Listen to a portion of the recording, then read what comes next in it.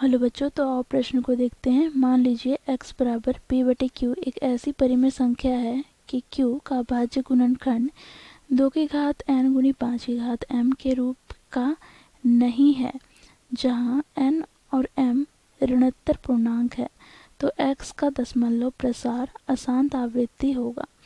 तो बच्चों देखो, दिए गए प्रश्न की मुख्य अवधारणा की बात करें तो बच्चों यहाँ पर हम परिमेय संख्या की बात करेंगे।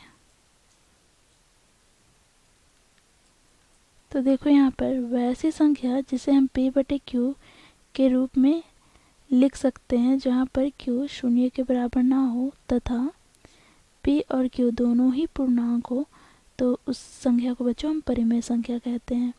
अब यहाँ पर बच्चों हम p की बात करें तो p क्या है? अंश।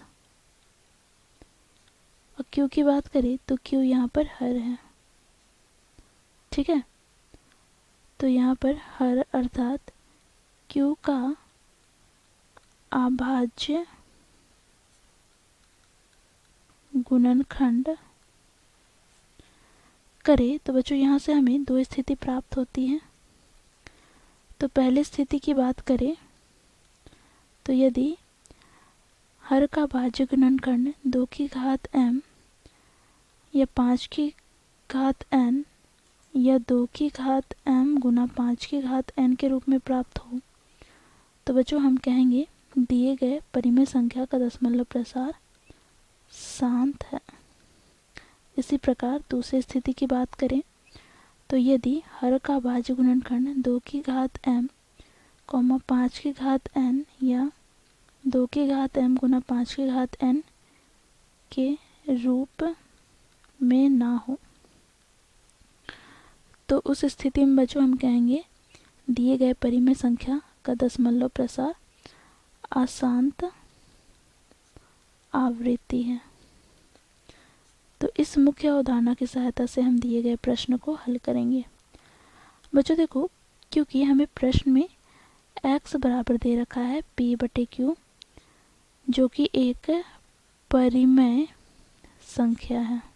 ठीक है, यहाँ पर बच्चों देखो q का अभाज्य गुणनखंड,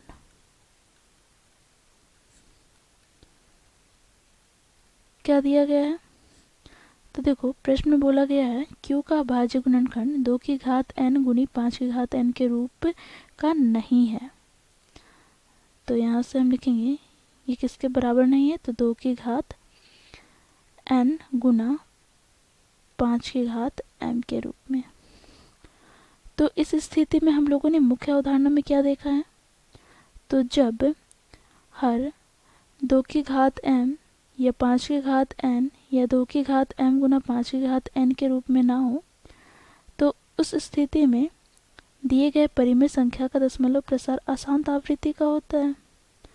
तो प्रश्न में हमें बोला गया है, देखो x का दशमलव प्रसार अशांत आवृत्ति होगा, तो बिल्कुल सही बोला गया है। तो यहाँ से हम निष्कर्ष निकालते हैं, अतः दिए गए परिमेय संख्या x का दशमलव प्रसार अशांत आवृत्ति है। तो इस प्रकार बच्चों हम दिए गए प्रश्न को मुख्य अवधारणा की सहायता सत्यापित किए। आशा करती हूँ आप लोगों को ये प्रश्न समझ में आया होगा। धन्यवाद।